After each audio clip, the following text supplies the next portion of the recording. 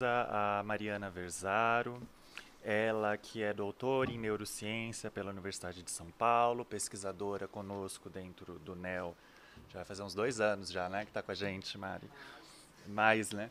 E o tema da pesquisa que ela vai apresentar aqui é sobre neurodivergência, basicamente como que a neurodivergência tem sido utilizada por coaches evangélicos e pela ultradireita, e se isso não se constituiria como uma forma de charlatanismo, né?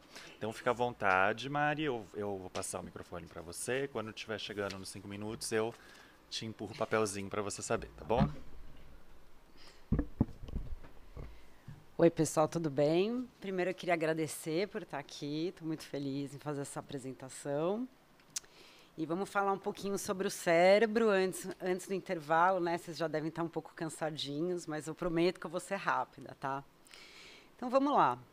Apesar da neurociência ela ter registros de estudos desde dos egípcios, desde a antiguidade, com vários filósofos como Hipócrates, Galeno, Descartes, que trabalharam nos estudos, né, do cérebro, a neurociência, que ela é o estudo, né, o ramo científico dirigido ao estudo do sistema nervoso, fica realmente conhecido e o nome, né, mais utilizado e criado a partir mais ou menos de 1960. Eu acho interessante que a gente está todos estamos com uma data muito similar, né, nas nossas apresentações, né? É interessante isso.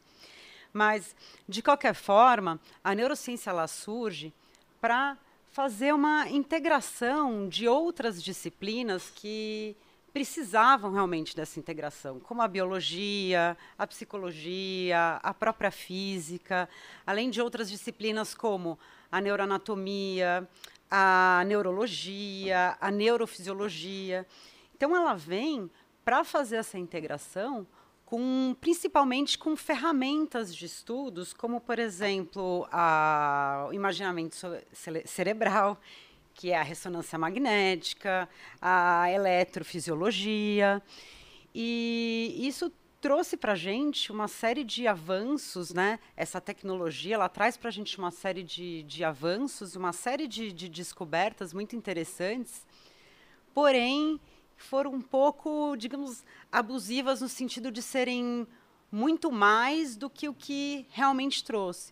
Quando a gente vai olhar, por exemplo, eu vou dar alguns exemplos de pesquisa em neurociência, né?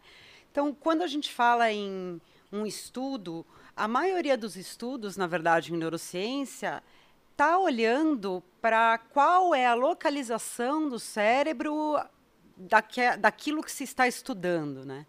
Então, por exemplo, eu quero estudar como as pessoas veem a cor azul. Então, eu coloco o sujeito lá na ressonância magnética.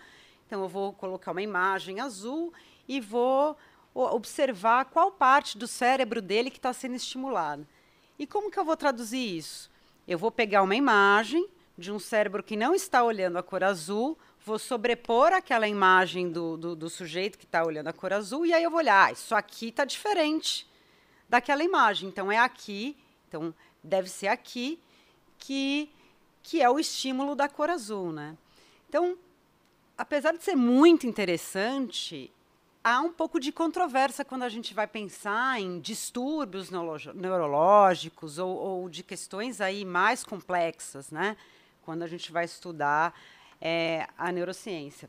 Outros exemplos, por exemplo, foi um grupo de cientistas que resolveu fazer um estudo com adolescentes para analisar como que os adolescentes entendiam as emoções humanas. E eles colocaram lá uma série de fotos, fizeram as pessoas analisarem, os adolescentes analisarem, e eles descobriram, né, que os adolescentes eles não conseguiam entender qual era a emoção que estava sendo mostrada naquelas imagens. E isso ficou por anos, as pessoas achando que adolescente não entende muita emoção, porque o cérebro deles ainda não está desenvolvido e tal. E aí, depois isso foi mais ou menos nos anos 90, então, alguns anos depois, fizeram um estudo novamente E a pessoa que fez o estudo, em vez de colocar foto preta e branca, que era do primeiro estudo, colocou umas fotos coloridas, modernas, e aí ela percebeu que todos os adolescentes estavam reconhecendo as emoções dos indivíduos daquelas imagens. Então, tem muitas coisas ainda na neurociência que a gente tem que dar uma pausa e pensar um pouco com calma e pensar muito nessa questão dessa interdisciplinaridade antes de qualquer coisa, e não colocar tudo no cérebro, né? Porque hoje a gente tem muito uma questão, nós somos os nossos cérebros, né? O cérebro, se eu resolver o meu cérebro, tá tudo resolvido. Tem um distúrbio, vamos olhar lá, coloca lá o psicólogo falando, né? Então, por exemplo, a minha pesquisa de mestrado e doutorado, eu fiz um teste de tempo de reação com trabalhadores caminhoneiros, para poder detectar se eles haviam consumido álcool. Então, a ideia era que o teste por si só, sem bafômetro, sem nada, conseguisse detectar se o indivíduo havia ingerido álcool ou não. Então, na verdade, no fundo, eu ia conseguir realmente detectar se aquele indivíduo havia consumido álcool? Não. O que eu ia fazer, poderia descobrir que o normal daquele indivíduo naquele teste é X. Olha, ele fez o teste hoje e está dando Y, então tem alguma coisa errada. Vamos parar e analisar por aqui. Então, eu acho que apesar de muitos avanços, a gente tem que olhar bastante para os estudos reais de neurociência, porque a gente vê muitas vezes na mídia, foi descoberta, a neurociência descobriu tal coisa. E a gente tem que olhar com calma, porque aí quando a gente vai ver, foi feito um estudo com um rato e o rato mostrou um rato doente, sei lá do que, ele tomou, enfim, tiraram a dopamina do rato e aí ele melhorou daquele distúrbio. Então, eu acho que a gente tem que olhar com um olhar mais paciente, mais atento em todas esse boom de neurociência que está acontecendo. Por quê? Assim como a descoberta do DNA foi nos anos 60 e a física quântica nos anos 20, hoje a gente está com um boom, né, da neurociência. E isso, o que está acontecendo? Está gerando, em vez de integrar as disciplinas, que era a ideia da neurociência, a gente está criando um monte de disciplina nova. Então, a gente tem o neuromarketing, a gente tem neuroarquitetura, a gente tem neurofilosofia, neuroempreendedorismo, a gente tem neuroestética, a gente tem neuroarte, a gente tem um monte de neurocharlatanismo, né? No fim das contas, por falar em neuro. Mas a gente tem uma série de disciplinas aí que estão sendo criadas, e não só isso, produtos, serviços que também estão sendo criados e profissionais que estão abraçando essa temática, estão falando de alguma coisa e de repente falam, não, mas por que no cérebro?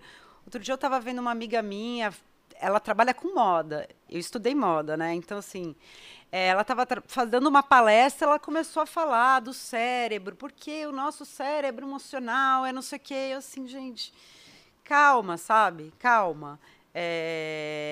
Não vamos focar somente no cérebro, né? Então, a partir disso, a gente tem, né, muitos psicólogos, educadores físicos, professor, nutricionista e espiritualista, e coaches, né, vamos lá, que são alguns profissionais que estão incluindo essas técnicas, né? Não vamos falar em técnicas, estão incluindo neurociência, ou estudos em neurociência, para melhor desempenho dos seus adeptos, né? Então, assim como o professor Silas e o professor Ricardo comentaram um pouco, né?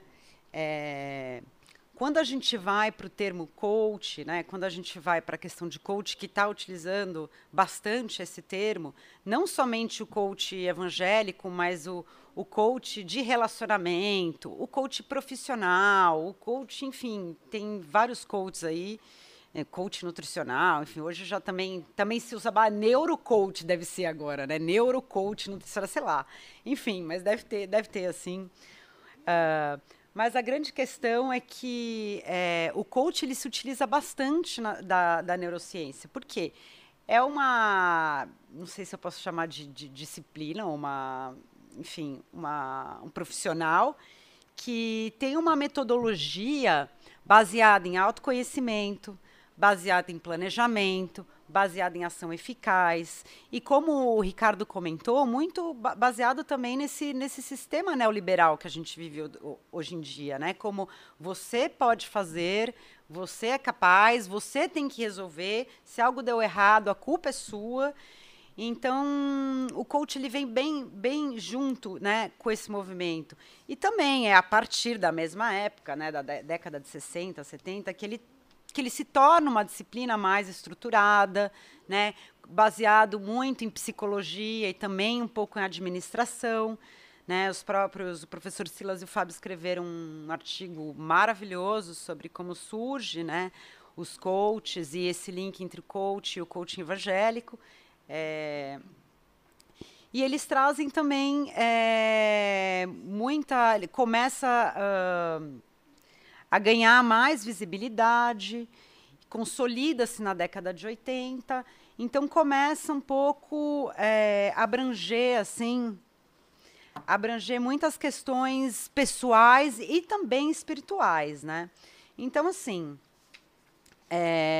como a gente tem essa visão coach, ela tem um pouco de raiz nessa ética protestante, né?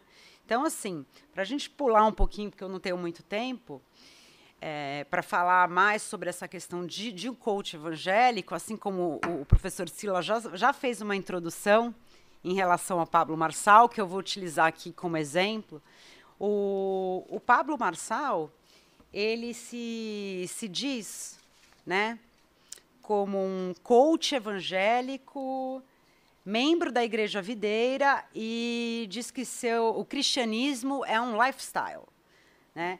Então, assim, não é somente ele que utiliza a neurociência em seus discursos, há outros coaches também no mundo inteiro, não é só aqui no Brasil, mas alguns dos livros que ele escreveu chamam 8 caminhos que levam à riqueza, os códigos do mindset, da prosperidade, o destravar da inteligência emocional, como hackear o seu cérebro. Então, assim, todas essas palestras, esses livros dele, seria como programar o seu cérebro para prosperar, ou como governar as suas emoções. Então, eu queria só ler um trechinho, não sei se vou conseguir ler inteiro, mas eu queria só ler um trechinho para vocês entenderem um pouquinho como que isso está sendo utilizado de uma forma muito pejorativa, né? Então, vamos lá. Eu não memorizei essa parte porque, enfim, não fiz questão. Mas vamos lá. Mesmo diante de lesões cerebrais graves, o sistema nervoso mostra que existe um caminho novo e ele pode ser reconfigurado e adaptado. Até o corpo diz sim para continuar a viver. Isso se comprova na neuroplasticidade. Considero isso como algo divino. A mente humana tem criado possibilidades de realizar novas formas para restaurar o lugar lesionado. Aí eu vou pular um pouquinho, né? Porque, por favor, já bastou, já é bastante. Aí ele cita: não vivam como vivem as pessoas deste mundo, mas deixem que Deus os transforme por meio de uma completa mudança da mente de vocês. Assim vocês conhecerão a vontade de Deus, isto é, aquilo que é bom, perfeito e agradável a Ele. Romanos 12, 12. Então, eu não vou continuar, porque é um pouquinho longo, né?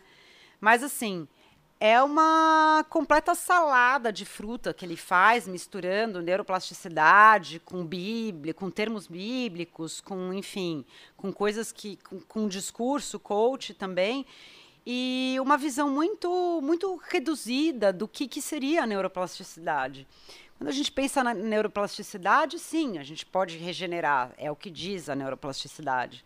Mas depende do que você está aprendendo, depende de quem que está aprendendo, depende de como que está aprendendo, depende qual lesão que você teve, enfim, depende de vários fatores e muito ainda da própria neuroplasticidade ainda está sendo estudado, ainda não foi realmente entendido. Às vezes uma pessoa consegue se recuperar de um AVC sem completamente outra pessoa fazendo aquele mesmo treinamento, aquele mesmo tratamento, não. Então, é muito complicado a gente olhar, né, como que existem aí uma grande dispersão, uma grande como eu posso dizer, pseudociência, né? Sendo ensinada e vendida como neurociência, né?